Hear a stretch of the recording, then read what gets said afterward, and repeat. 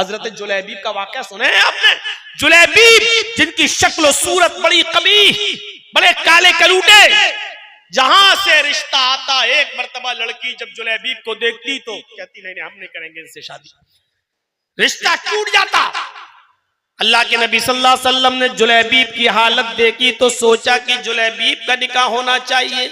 इस्लाम लाने के बाद शक्ल सूरत की कोई हैसियत नहीं, छोटे बड़े की कोई हैसियत नहीं, काले गोरे की कोई हैसियत नहीं, अमीर और गरीब की कोई हैसियत नहीं। आपने एक लेटर लिखवाया और वो लेटर मदीने के इंतहाई कोने में एक अंसारी सहाबी को दिया। उनकी एक लड़की थी बहुत खूबसूरत, हसीनो जमील। जुलैबीब को वो लेटर देकर भेजा, क्या है जुलैबीब इस लेटर को ले जाओ और उस अंसारी सहाबी को दे देना, उसके घर को दस्तक देना। अगर सहाबी बाहर निकले, अंसारी बाहर निकले तो उसको मेरा सलाम अर्ज करना और ये लेटर दे देना। वो लेटर पढ़ेंगे और अपनी बेटी का निकाह तुम्हारे साथ कर देंगे। जुलैबीब उस लेटर को लेकर जाते हैं, उस खत को लेकर जाते हैं और मदीने के उस कबीले में, उस गांव में पहुंचते हैं। उस अंसारी का मकान पूछते हैं, दरवाजे को दस्तक देते हैं, अंसारी बाहर निकलता है। हजरत जुलैबीब ने सलाम किया, उन्होंने जवाब दिया, फिर कहा कि अल्लाह के नबी सल्लल्लाहु अलैहि वसल्लम ने आपको सलाम कहा है और ये खत दिया है।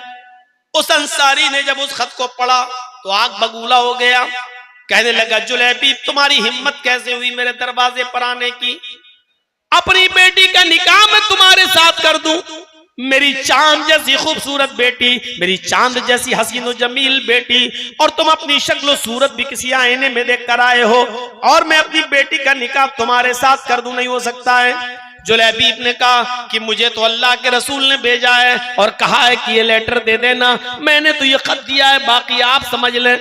ये आवाज उस बेटी के कानों में भी जाती है जो घर के अंदर से सुन रही थी। उसने अपने बाप को आवाज दी और कहा अब्बू जरा लेटर देखें। उसने उस खत को पढ़ा और पढ़ने के बाद कहने लगी, अरे अब्बू जान, इस लेटर में तो सबसे पहले जो लफ्ज लिखा हुआ है, जो अल्फाज लिखे हुए हैं, वो ये लिखा हुआ है कि हाज़िही रिसालतुम मिन जानिब मुहम्मदिर रसूलिल्लाहि सल्लल्लाहु अलैहि वसल्लम, कि ये लेटर, ये खत तुम्हें मोहम्मद अल्लाह के रसूल सल्लल्लाहु अलैहि वसल्लम की तरफ से दिया जा रहा है। इस लेटर के लफ्ज ये नहीं है, अल्फाज ये नहीं है हाज़िही रिसालतुम मिन मुहम्मद इब्न अब्दुल्लाह, इसमें ये नहीं लिखा कि मोहम्मद इब्न अब्दुल्लाह की तरफ से दिया जा रहा है।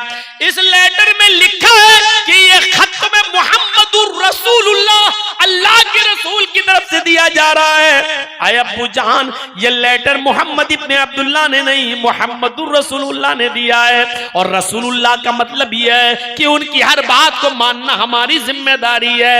हाँ, अगर मोहम्मद इब्न अब्दुल्लाह की हैसियत से देते तो हम ठुकरा देते, छोड़ भी देते कि कोई गुनाह नहीं, लेकिन ये तो रसूलुल्लाह लेटर दे रहे हैं। आपकी दो हैसियतें, आपने मोहम्मद रसूलुल्लाह की हैसियत से ये लेटर दिया है। आए अब्बू जान, अगर आप मेरा निकाह जुलैबीब से नहीं करेंगे तो मैं अपने आप को जनाब मोहम्मद रसूलुल्लाह के सामने पेश कर दूंगी और कहूंगी कि मेरी पूरी जिंदगी आप पर निछावर है, आप जो हुक्म देंगे मैं करने के लिए तैयार हूं। आए मेरे अब्बू, इस्लाम लाने के बाद मैं अपनी मर्जी की मालिक तो न रही, इस्लाम लाने के बाद मैं अपने दिल की मालिक तो न रही। इस्लाम लाने का मतलब ही है कि मैंने अपनी लगाम जनाब मोहम्मदुर रसूलुल्लाह के हाथों में दे दी है। बाप ने जब अपनी बेटी का ये जुमला सुना तो कहने लगा, बेटी जरा उसकी शक्ल सूरत तो देख, जरा उसके चेहरे की तरफ तो देख। लड़की ने जो जवाब दिया वो उर्दू के किसी शायर ने नकल कर किया है इस अंदाज में कि जब बाप ने कहा कि बेटी जरा इसकी शक्ल सूरत तो देख, जरा इसके चेहरे पर नजर तो डाल, तो लड़की कहने लगी, न आने वाले को देख, न जाने वाले को देख, न आने वाले को देख, न जाने वाले को देख, देखना ही है तो खत के भेजने वाले को देख। माना कि शक्ल है इसकी बदसूरत, माना कि शक्ल है इसकी बदसूरत और जिस्म है है इसका मांद, मगर खत का भेजने वाला तो है 14वीं का चांद।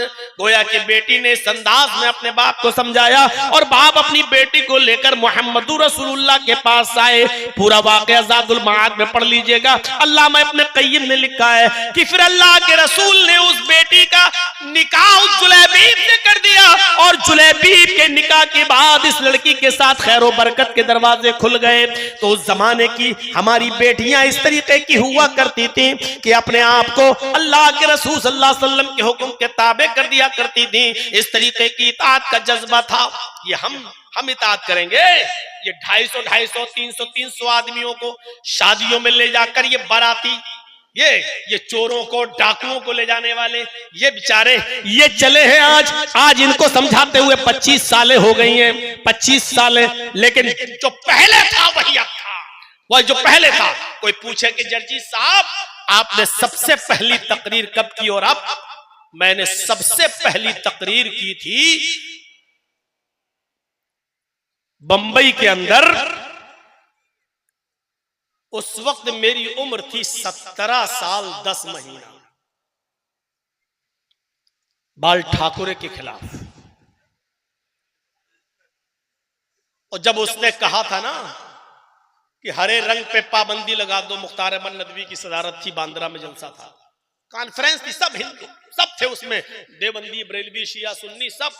तो बाल ठाकुरे ने कुछ कह दिया था कि मोहम्मद अय्याश, मक्कार, ये इस तरीके के जुमले बोले थे उसने कि एक बीवी से पेट नहीं भरा तो 11 बीवी रखता था, और जब मैं देश का प्रधानमंत्री बनूंगा तो हरा रंग बंद कर दूंगा, ये मुसलमानों का रंग है, इस्लामी रंग है, और मैं इस पे पाबंदी लगा दूंगा।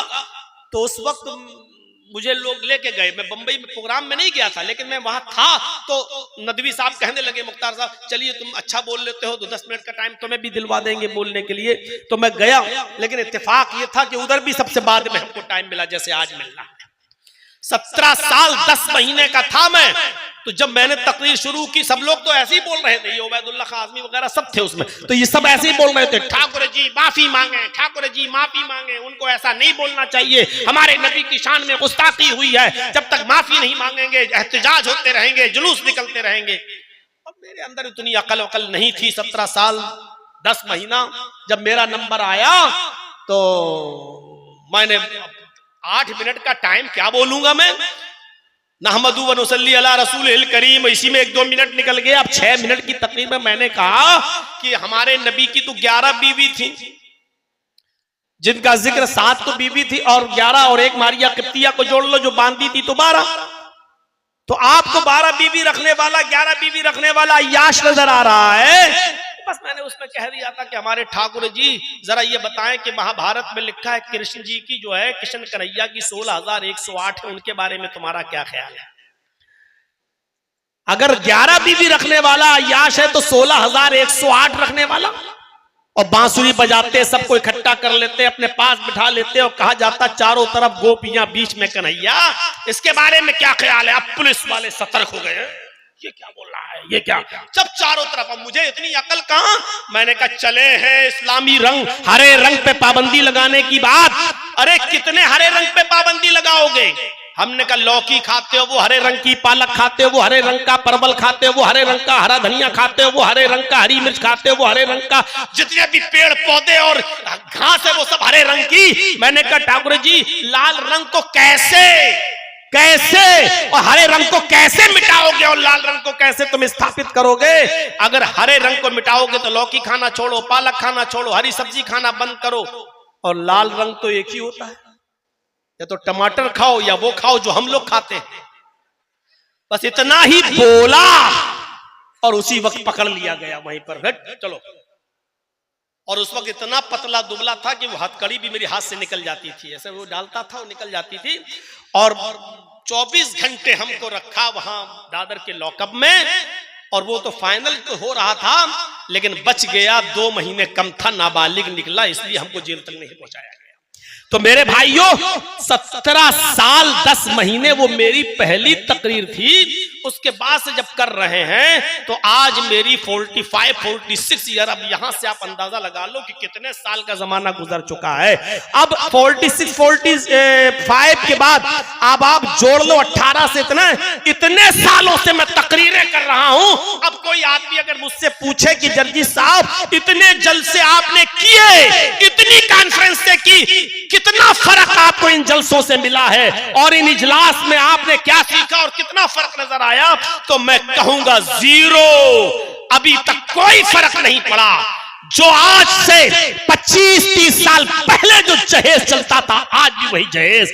20-25 साल पहले जो बारातियों, चोरों, डकैतों की जो पूरी टीम जाती है लड़की वालों के घर ठूंसने के लिए, हम खाने के लिए नहीं बोलेंगे, ठूंसने के लिए जाती है, जो पहले था वो आज भी है। मेरे भाइयों, जो पहले साइकिल चलती थी अब मोटरसाइकिल चलने लगी, पहले थोड़ा मोटरसाइकिल चलती थी अब फॉर्च्यूनर 4 व्हीलर चलने लगी, तरक्की और हुई है। अगर कोई नंबर पूछना चाहे कि जर्जी साहब कितना नंबर दोगे, समाज को कितनी इस्लाह हुई, तो मैं कहूंगा 100 में 0। कोई फर्क नहीं पड़ा।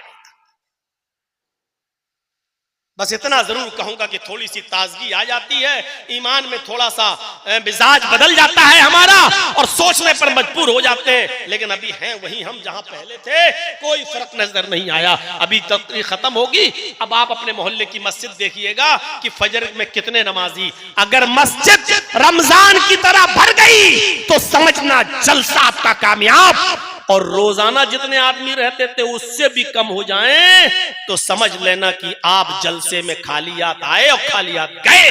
आपने आंखें फोड़ी हैं, आपको कुछ सवाब नहीं मिलेगा, क्योंकि जलसे जिस मकसद से होते वो मकसद ही पूरा नहीं हो रहा है, तो काहे का सवाब, किस बात की नेकी। अभी फजर की आजान और नमाज मस्जिदें बतला देंगी कि इस जलसे का कितना असर हुआ है, इस इजलास का कितना असर हुआ है। आप देख लीजिएगा, बहुत ज्यादा आपको सोचने की जरूरत नहीं, सिर्फ फजर की नमाज पढ़ने के बाद आप खुद सोच लीजिएगा कि कितना असर हुआ है इस इजलास का। आपकी मस्जिदें बता देंगी, आपके मोहल्ले की मस्जिदें बता देंगी कि इस जलसे का कितना असर हुआ है। मौलाना जो बोल रहे थे वही बोलिए, ऐसे तो फिर कोई आदमी जलसा ही नहीं कराएगा। वो आप सोचिए, आपका काम है। ये इताअत थी, ये इताअत अल्लाह के नबी जनाब मोहम्मद रसूलुल्लाह सल्लल्लाहु अलैहि वसल्लम के जमाने में लड़की कह रही कि मुझे है? और वो दौर था, एक औरत आई अल्लाह के नबी के पास, बुखारी पढ़ी है किताबुन निकाह, अल्लाह के रसूल मैं अपने आप को हिबा कर रही हूँ। अल्लाह के नबी ने कहा नहीं। 3 बार उसने कहा, अल्लाह के नबी खामोश रहे। एक सहाबी कहने लगे अल्लाह के रसूल अगर आप निकाह नहीं करना चाहते तो मेरे साथ कर दीजिए ना, मैं करने के लिए तैयार हूं। अल्लाह के नबी ने उस सहाबी से कहा तुम करोगे? उस औरत से पूछा तुम इसके साथ करोगी? कहने लगी आई तो आपके लिए थी, अगर आप नहीं करना चाहते तो इसके साथ कर दीजिए। आपने फरमाया ठीक है मैं इसके साथ कर देता हूं तुम्हारा निकाह। आपने उससे पूछा कि हल इंदका शैउन, तुम्हारे पास कोई चीज है, क्या दोगे, यानी मेहर, जहेज नहीं पूछा था लड़की के औरत से कि कुछ है तेरे पास। आपने उससे पूछा, निकाह पढ़ाने से पहले पूछा क्या इसको क्या दोगे, मेहर है? कहने लगा मा इंदी शैउन, कुछ नहीं है मेरे पास।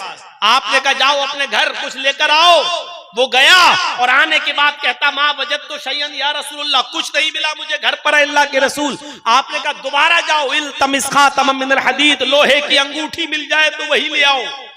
वो दोबारा गया, घर पे आया, कहा अल्लाह के रसूल मेरे घर पे लोहे की अंगूठी भी नहीं है, सोने की नहीं लोहे की। कहा लोहे की अंगूठी भी नहीं हो, चले हो निकाह करने, क्या दोगे तुम अपनी बीवी को मेहर? कहने लगा कुछ नहीं है मेरे पास। मायूस हो गया, जाने लगा। आपने कहा कहाँ जा रहे हो? कहा अल्लाह के रसूल जा रहा हूँ खेती बाड़ी करने, खेत जा रहा हूँ काम करने। अरे मेरे माँ बाप तो हैं, उनको तो उनकी खिदमत तो मैं ही करता हूँ, जब कुछ है ही नहीं तो निकाह हो ही नहीं सकता, जाऊं कुछ कमाऊं कुछ हासिल करूं। आपने फरमाया इधर आओ, तुम्हें कुरान याद है? कितना याद है? अब देखो घर में कुछ नहीं है, कुछ नहीं है। तो कहा कि कुछ तो होगा। कहा कुछ नहीं, एक लुंगी है, इंदी इज़ारुन या रसूल अल्लाह, अल्लाह के रसूल एक लुंगी है मेरे पास। आपने कहा अच्छा एक लुंगी है कहाँ? अरे उसी को ले आओ यार, वही दे दो। कहने लगा पुरानी है। आपने कहा बनी रहने दो लेकिन इसको दे दो। कहता अल्लाह के रसूल अगर इसको दे दूंगा तो मैं क्या पहनूंगा, वही पहन के तो सोता हूं मैं। कहा अच्छा तो तुम वो भी नहीं दे सकते हो। आधी फाड़ के दे दूंगा, यानी एक लुंगी का टुकड़ा, आधा टुकड़ा इसको आधा मैं, कम से कम कहीं बिछा के बैठने के काम तो आ जाएगा। अल्लाह के नबी ने कहा फिर आधी लुंगी का वो क्या करेगी, उसके भी तो किसी काम की नहीं रहेगी। अरे देना तो पूरी दो, नहीं तो आधी किस काम की। कहने लगा पूरी तो नहीं दे सकता, फिर मेरे पास कुछ नहीं रह जाएगा घर में। अल्लाह के नबी सल्लल्लाहु, गौर कीजिए, एक लुंगी पुरानी और शादी करने का सपना, शादी करने का ख्वाब, कोई सोच सकता है ये इस्लाम की सादगी पर? अल्लाह के नबी ने कहा ये बताओ कुरान कितना याद है? कहने लगा सूरह हमें हाका याद है, सूरह मुल्क याद है, सूरह हश्र याद है, सूरह दहर याद है, सूरह कयामा याद है, सूरह नबा याद है। अल्लाह के नबी सल्लल्लाहु अलैहि वसल्लम ने जब उसकी जबान से ये सूरतों के नाम सुने तो आपकी आंखों में आंसू आ गए। रोते हुए कहते हैं कि इतनी सूरतें तुम्हें याद हैं? फरमाया हाँ। कहिए तो मैं सुनाऊं। अल्लाह के नबी ने फरमाया क्या यही सूरतें तू अपनी होने वाली बीवी को सिखा देगा? क्या यही सूरतें तू अपनी होने वाली बीवी को याद करा देगा? कहने लगा जी।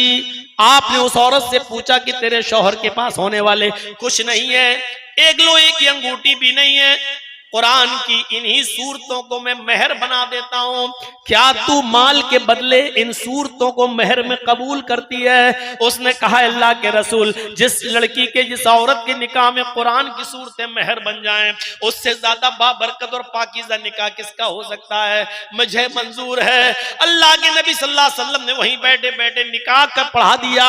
चूंकि उस औरत का वली कोई नहीं था, क्योंकि उसके बाप इंतकाल कर चुके थे, इसलिए अल्लाह के रसूल खुद काजी की हैसियत से आप उसके वली बन गए और आपने उस औरत को वहीं से रुखसत कर दिया। न चोरों का पता, न बारातियों का पता, न डकैतों का पता, न हल्दी का पता, न मलीदे का पता, न उबड़ने का पता, मेरे भाइयों न जहेज का पता। और आज 1400 साल के बाद भी सादा शादी के तस्करे मौलवी जर्जीस आपकी महफिल में कर रहा है। मुझे बताओ, अडानी ने अपनी बेटी की शादी की है, उसका जिक्र कितने दिन चला? ज्यादा से ज्यादा 1 महीना 2 महीना। उसके बाद आज अडानी के उस शादी को जो उसने अपने बेटे की थी और करोड़ों रुपया, अरबों रुपया खर्च कर दिया, आज उसका जिक्र कोई करने वाला नहीं है। लेकिन इस सादगी के साथ होने वाले निकाह का जिक्र 1400 साल के बाद की महफिल में हो रहा है और कयामत तक होता रहेगा। मेरे भाइयों, अल्लाह के रसूल सल्लल्लाहु अलैहि वसल्लम की इताअत करो। और अल्लाह ताला ने फरमाया, अल्लाह के नबी ने फरमाया, मन अतानी दखलल जन्नह, जो मेरी इताअत करेगा वो जन्नत में दाखिल होगा। व मन आसानी फकत दबा, और जिसने मेरी नाफरमानी की उसने मेरा इनकार कर दिया। मेरे भाइयों, यहां से हमें और आपको सोचना पड़ेगा कि अल्लाह ताला ने क्या मकाम दिया। रसूल की इताअत को दुखूल जन्नत का जरिया बना दिया, सबब बना दिया। रसूल की इताअत करोगे तो जन्नत में दाखिल होगे, यानी जन्नत का दाखिला हमें तभी मिलेगा जब हम रसूल की इताअत करें।